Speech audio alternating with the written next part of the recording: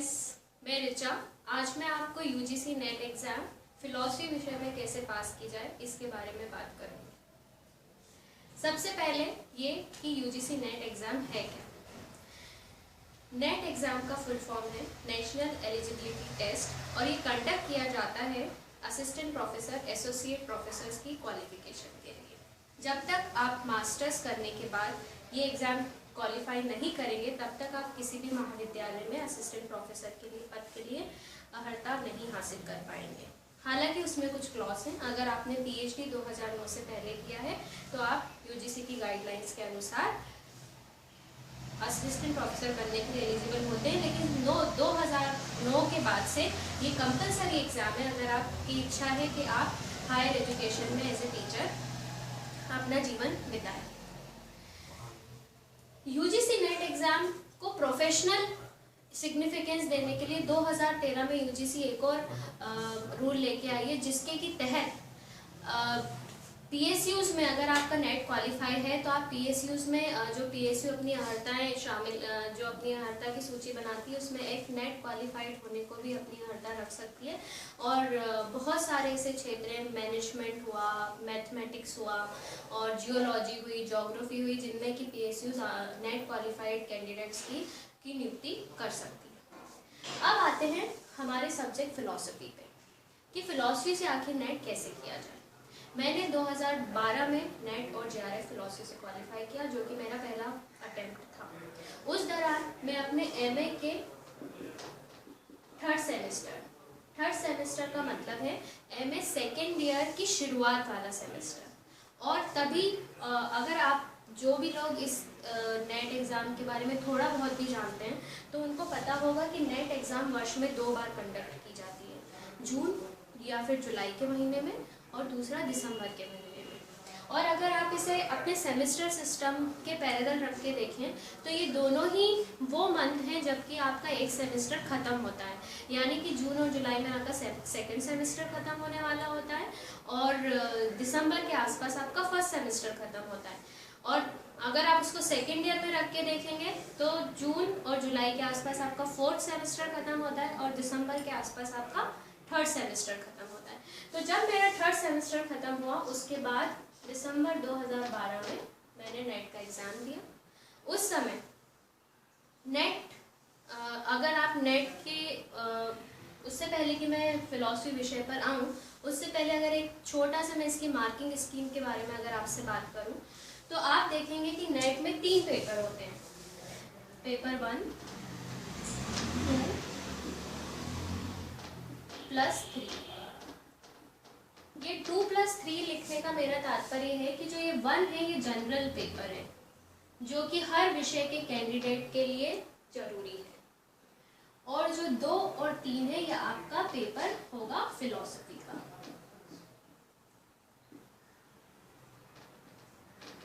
इन दोनों में अंतर ये है कि इसका जो डिफिकल्टी लेवल होता है वो इससे थोड़ा कम होता है। हालांकि जब से नेट पूरी तरह से ऑब्जेक्टिव हुआ, इन दोनों में अंतर कर पाना बड़ा मुश्किल होता है। और जब ऑब्जेक्टिव नहीं हुआ था उससे पहले जो पेपर 2 होता था वो पूरा ऑब्जेक्टिव फॉर्म में होता था और जो पेपर 3 था वो पूरा सब्जेक्टिव होता था। जब से ये पूरी तरह से नेट एग्जाम ऑब्जेक्टिव हुई है तब से पेपर 2 और 3 में अंतर कर पाना थोड़ा मुश्किल होता है। और इन वे ये बहुत अच्छी बात भी है क्योंकि आपको बस एक ही तरह की तैयारी करनी है। जब आपको ऑब्जेक्टिव और सब्जेक्टिव दोनों तरह की तैयारी करनी होती थी तो आपको एक अलग तरीके से पेपर 2 के लिए तैयारी करनी पड़ती थी और बहुत ही अलग तरीके से पेपर 3 के लिए तैयारी करनी होती थी। और अब आप एक ही तरीके से, क्योंकि दोनों में ऑब्जेक्टिव टाइप के क्वेश्चन आते हैं, थोड़ा बहुत डिफिकल्टी लेवल अलग होता है और ये आपका सब्जेक्ट स्पेसिफिक पेपर होता है। जो पेपर 1 है वो 50 मार्क्स का होता है, पेपर 2 भी 50 मार्क्स का होता है और ये आपका जो पेपर होता है ये 150 का होता है। इसमें क्वालिफिकेशन जनरल कैंडिडेट के लिए होती है 40%, पेपर 2 में भी 40% और पेपर 3 में होती है 50%। सॉरी, हाँ, पेपर 3 में होती है 50% और ये कैटेगरी के हिसाब से ये 35 हो जाता है, ये 35% हो जाता है और ये 40% हो जाता है। यानी कि अगर आप 150 में से 50 नंबर में से 75 नंबर अगर ले आते हैं तो आपको आप लेकिन क्वालिफाइंग होने का मतलब ये ना समझे कि आपका नेट क्वालिफाई हो गया।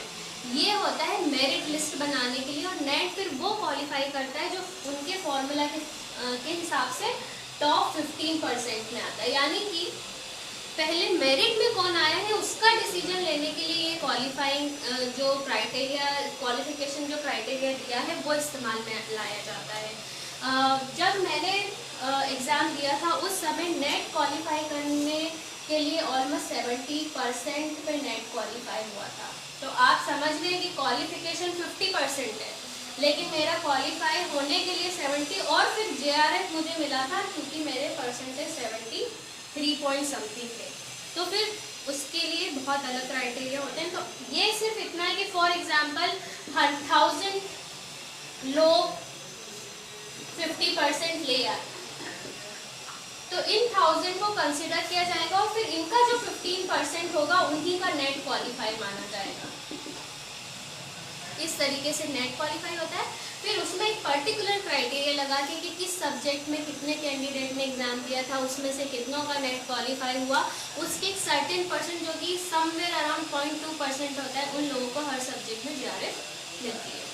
JRF क्या है? Junior research fellowship. यानी कि अगर आप MA करने के बाद सीधे तौर पर असिस्टेंट प्रोफेसर की भर्ती में शामिल नहीं होते हैं, आप और ज़्यादा रिसर्च करना चाहते हैं, तो आपको सरकार की तरफ से MPhil करने के लिए, PhD करने के लिए ये फेलोशिप मिलती है, जिसकी की राशि अभी 25,000 रुपये है और उसके प्लस आपको HRA भी मिलता है। So this was all about what this exam is, कैसे इसका क्राइटेरिया, और आप में से बहुत लोग मुझसे ज़्यादा इस पर रिसर्च भी कर चुके होंगे। Now coming to the philosophy. NET qualify करने के लिए मुझे लगता है कि बहुत ही आपको सहयोग देने वाला सब्जेक्ट है। अगर आप इसे लिटरेचर से कंपेयर करके देखें, हिस्ट्री से कंपेयर करके देखें, एंथ्रोपोलॉजी से कंपेयर करके देखें, तो ह्यूमैनिटीज़ में और आर्ट्स में अगर कोई ऐसा सब्जेक्ट है जो कि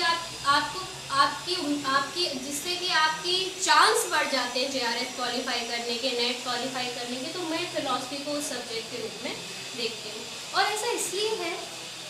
क्योंकि फिलॉसफी का इंडियन कल्चर में जो नेचर है वो रहा है ओरल ट्रेडिशन का, और नेट में जो क्वेश्चन आते हैं वो ऑब्जेक्टिव टाइप के होते हैं, और कहीं ना कहीं ओरल ट्रेडिशन को आप ऑब्जेक्टिव टाइप के क्वेश्चन से बहुत सीधे तौर पे जोड़ के देख सकते हैं, क्योंकि आपको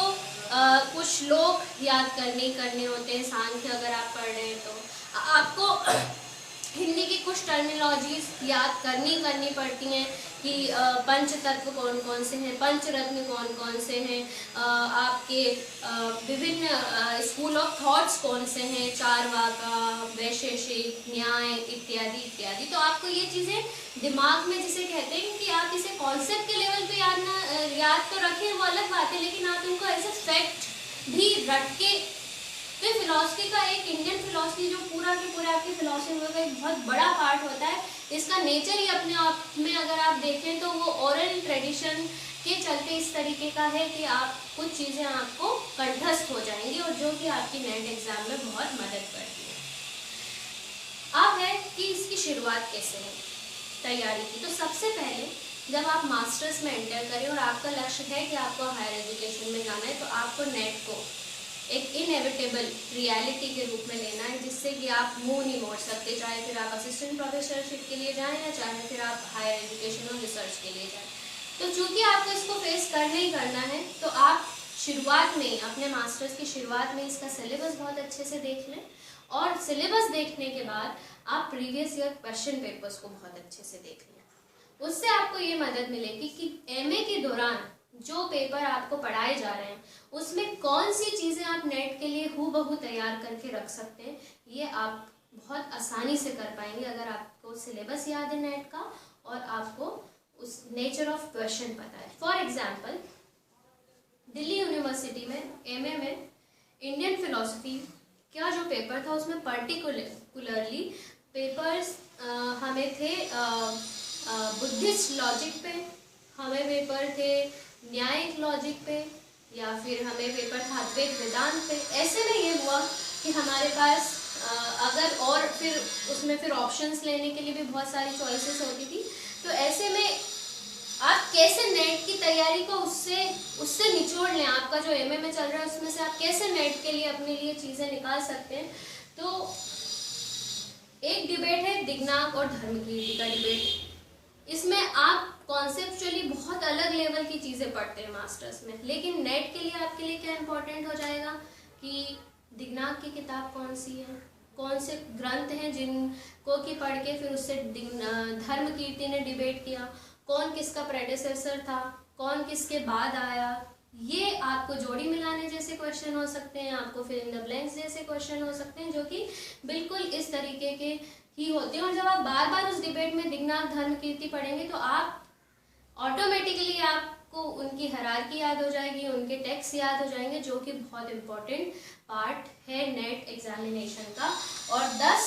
से 12 क्वेश्चन आपको इसी प्रकृति के आते हैं, कौन से थिंकर ने यानी कि कौन से फिलोसफर ने कौन सी किताब लिखी। और दूसरा कि उनके इसी दौरान वो जब अपनी कोई विशिष्ट प्रिंसिपल देते हैं, अपना कोई एक सिद्धांत देते हैं, या फिर फॉर एग्जांपल कि डेकार्ट से आप एसोसिएट करते हो इंटरेक्शनिज्म को, आप स्पिनोजा से रिलेट करते हो पैरेललिज्म को, और इसी तरह के आप बहुत सारे आप देखेंगे कि आपको एक पर्टिकुलर फिलोसफर होता है और उससे रिलेटेड एक पर्टिकुलर प्रिंसिपल होता है और या फिर कॉन्सेप्ट होता है। तो आप वो आपके एमए पेपर में सीधे तौर पे आप नेट सिलेबस की तैयारी नहीं कर रहे होते हैं, लेकिन इस तरह से आप नेट के लिए इनपुट्स वहाँ से निकाल सकते हैं। अब बात आती है कि आप किन किताबों को फोकस में रख के अपनी तैयारी करें।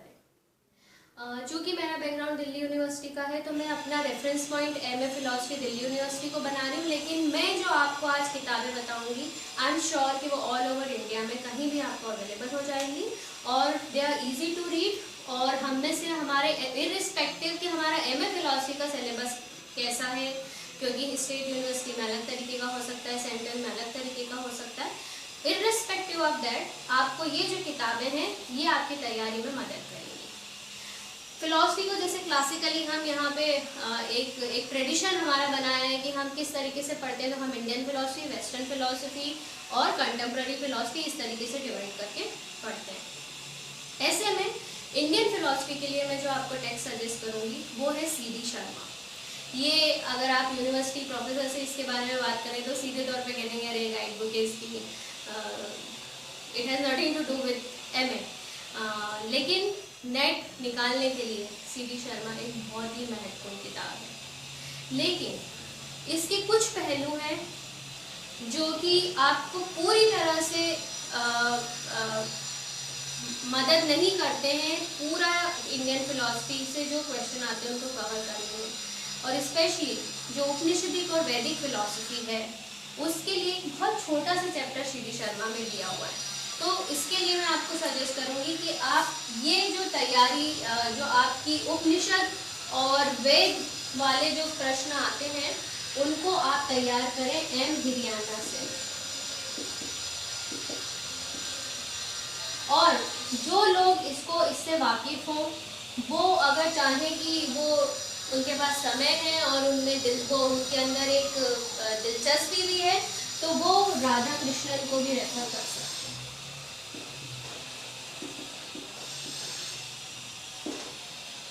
राधा कृष्णन बहुत ही डिटेल्ड एक इंडियन फिलॉसफी में बहुत ही डिटेल्ड ट्रीटाइज है ये, और नेट की तैयारी की मान लीजिए कि आप दिसंबर में दे रहे हैं तो आप इसकी शुरुआत कभी भी नवंबर में पढ़ने से ना करें, अक्टूबर में पढ़ने से ना करें। राधा कृष्णन अगर आपको पढ़ना है तो ये आप निरंतरता में पढ़ते रहें तो आपकी मदद करेगी, वरना जो एक टाइम फोकस जो स्टडी होती है उसमें फिर आप सीडी शर्मा, और उससे भी पहले अगर किसी का बिल्कुल भी फॉर एग्जांपल हम में से बहुत लोग ऐसे होते हैं जिनका ग्रेजुएशन में फिलॉसफी नहीं होता, हम मास्टर्स में फिलॉसफी ले लेते हैं, ऐसे लोगों के लिए मैं सजेस्ट करूंगी कि वो दत्तेन चैटर्जी को भी एक बेसिक रीडिंग दे दें, क्योंकि वो बहुत ही बेसिक है और आपको एक उससे बहुत ही सुपरफिशियल आइडिया मिल जाएगा कि ये किस तरीके से इंडियन फिलॉसफी में स्कूल ऑफ थॉट चलते हैं, आगे बढ़ते हैं और इनके मेजर डिस्कोर्सेज क्या हैं। I will come to the major discourses also, but उससे पहले किताबों पे आपसे बात कर रही हूँ। सो इंडियन फिलोसफी के लिए CD Sharma and M Hiriyanna for particularly for Upanishadic and Vedic studies, और राधाकृष्णन अगर आप बहुत डिटेल में जाना चाहते हैं तो।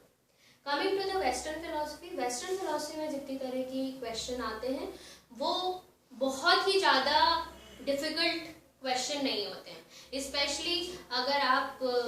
कंटेम्प्ररी में ना जाए तो जो क्लासिकल वेस्टर्न फिलोसफी जिसे कहते हैं, और जिसमें थोड़ा और जिसमें कि हम प्लेटो, एरिस्टोटल, फिर उसके बाद सीधा हम मॉडर्न फिलोसफी पे आते हैं, मॉडर्न वेस्टर्न फिलोसफी पे डेकार्ट से शुरू करते हैं, लॉक, स्पिनोजा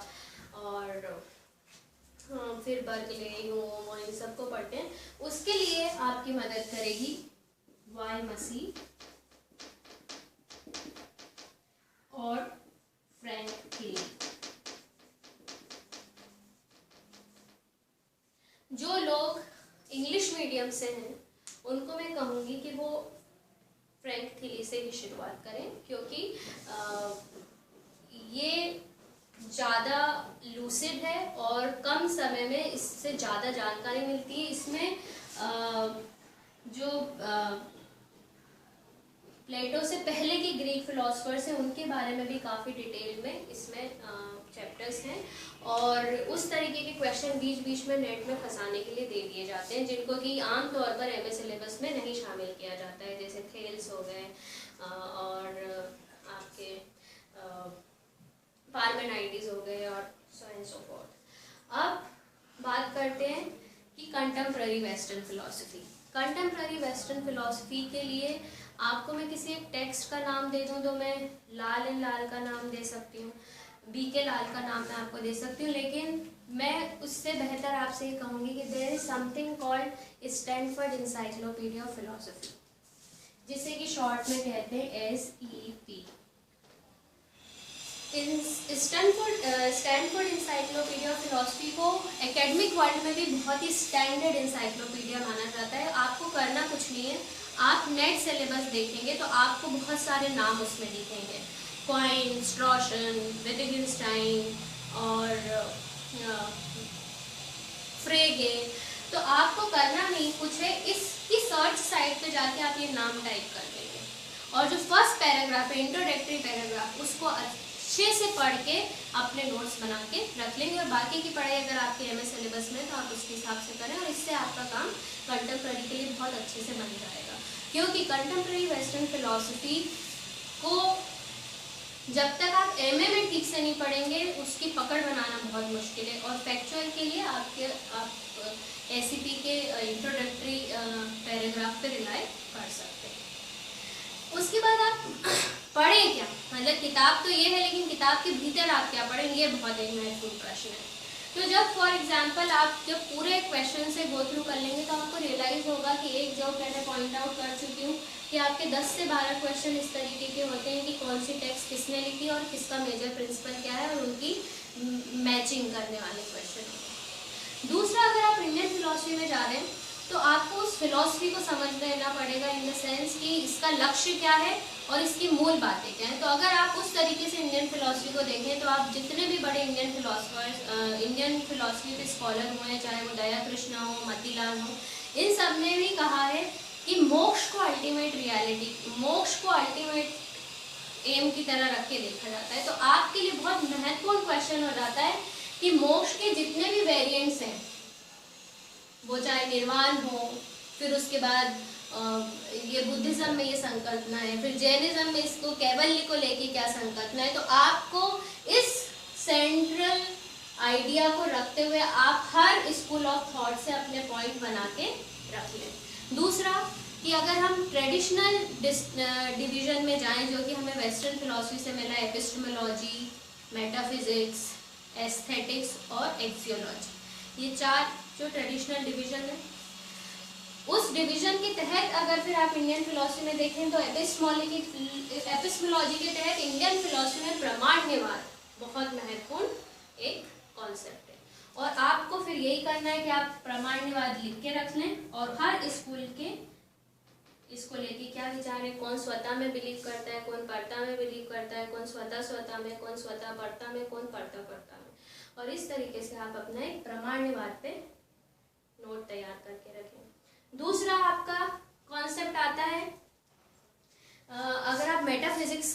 में देखें कि ईश्वर, कौन ईश्वर को मानता है, किस रूप में मानता है, सारे स्कूल का एक जगह लिख के रख लें। कौन आत्मा को मानता है, किस रूप में मानता है, बुद्धिज्म वाले कहेंगे कि आत्मा में यकीन है, लेकिन वो एक उसमें पुनर्जन्म की कोई संकल्पना नहीं है उस तरीके की। तो कैसे ये इन मेटाफिजिकल प्रिंसिपल पे इन अलग अलग स्कूल ऑफ थॉट के विचार हैं, आप इन मेजर हेडिंग्स में रख के अगर आप एक जगह अपने नोट्स बनाएंगे तो आपको रिवीजन करने में भी बहुत आसानी होगी। एट द सेम टाइम अगर ऐसा जिस तरीके के क्वेश्चन आते हैं जिनमें कि एक रिलेटिव एस्पेक्ट जुड़ा होता है कि किसी के कंपैरिजन में ये क्या बिलीव करते हैं, वो आपको बहुत आसानी से पकड़ में आ जाते हैं। इसके अलावा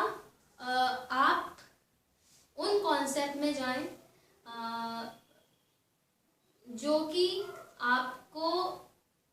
बहुत ज़्यादा फैक्ट्स अवेलेबल कराएं। फॉर एग्जांपल अगर आप बुद्धिज्म और न्याय को देखें तो यहाँ पे छोटे संकल्पनाओं में बहुत सारे फैक्ट्स हैं। पंचतत्व क्या है, नवद्रव्य क्या है, त्रिरत्न क्या है, पंचावयव क्या है, तो ये आपको बहुत सटीक याद होने चाहिए। तो इंडियन फिलॉसफी में आपको न्याय वैशेषिक और बुद्धिज्म पे बहुत ही थॉरो स्टडी करके अपने ऑब्जेक्टिव फैक्चुअल नोट्स तैयार करके रख लेना चाहिए। सिमिलरली अगर आप वेस्ट में आएंगे तो सेम क्लासिकल क्राइटेरिया में एपिस्टेमोलॉजी, मेटाफिजिक्स, एक्जियोलॉजी पे मैं बाद में आऊँगी। मेटाफिजिक्स और एपिस्टेमोलॉजी की जब तक हम बात करते हैं तब तक आप देखेंगे कि जहाँ हम एक और षड दर्शन प्लस चारवाका के अंतर्गत इंडियन फिलॉसफी को पढ़ लेते हैं, वहीं अगर हम मेजरली देखें वेस्टर्न फिलॉसफी को किस आधार पे पकड़ के हम नोट बनाएं, तो आप रैशनलिस्ट और एम्पिरिसिस्ट के आधार पे एक नोट बना सकते हैं। फिर आप पर्टिकुलरली किसी प्रिंसिपल के आधार पे नोट बना सकते हैं कि इंटरेक्शनिज्म हो गया, पैरेललिज्म हो गया, या फिर अगर आप फिलॉसफी ऑफ रिलीजन देखें तो आप मोनोथीस्टिक ट्रेडिशंस, पैनथीस्ट ट्रेडिशंस, इस आधार पे वेस्टर्न फिलॉसफी में अपने एक पर्टिकुलर हेडिंग, मतलब अपने आप के लिए एक ऐसा क्राइटेरिया चुन लें जिसके तहत आप सभी थिंकर्स को एक जगह रख के कंपैरेटिव नोट अपना तैयार कर सकें। और इस तरीके से आप तैयारी करेंगे तो इस पूरी तैयारी में आपको, अगर आप अपने एमए के साथ निरंतर पढ़ रहे हैं, तो सामान्य तौर पर जब सेमेस्टर एंड होता है तो दिसंबर पूरा ऑफ ही होता है, और दिसंबर के एंड में या जनवरी फर्स्ट या सेकंड वीक में अभी एग्जाम होने लगी है, तो ये जो पूरा एक महीना आपके पास है, इसमें आप अगर अपने नोट्स रिवाइज करते हैं तो जो कट ऑफ है ये आपका कोई भी क्लियर होने से नहीं रोक सकता। इसके अलावा जो थोड़ी बहुत छोटी मोटी बातें हैं वो ये है कि आप अपने फॉर्मूलाज बनाएं, जैसा कि हम लॉजिक में बना लेते हैं बारबरा, सेरर एंड डेरिवेटिव, और हम बहुत सारे अपने छोटे से तुक्के नहीं, उनको कहते हैं कि छोटे से फॉर्मूला में याद रखने की जो ट्रिक्स होती हैं वो भी आपको देखना होगा कि किन जगहों पर आपको उनकी ज़रूरत है। कई बार मुझे न्याय वैशेषिक के नवद्रव्य याद रखने में दिक्कत होती थी, तो वहाँ पे मैंने अपना एक फॉर्मूला बना के याद कर लिया था। वो उस समय की बात थी, वो बात तक याद भी नहीं रहते, तो उस पर्टिकुलर समय में आपको जो क्लिक कर जाए उसको आप एक अपने याद रखने के लिए, कंठस्थ करने के लिए कर लें। अब इसमें एक इंडियन फिलॉसफी हो गई, वेस्टर्न फिलॉसफी हो गई, कंटेम्प्रेरी पे मैंने थोड़ी बात की, और लास्टली हम आएंगे लॉजिक पे। इसमें चूंकि मेरा फिलॉसफी का बैकग्राउंड नहीं था, इसलिए मैं आपको उसी तरीके से बताऊंगी कि मैंने किस तरह से इसको अप्रोच किया। मेरा मास्टर्स में फिलॉसफी था और ग्रेजुएशन मेरा फिलॉसफी में नहीं होने के कारण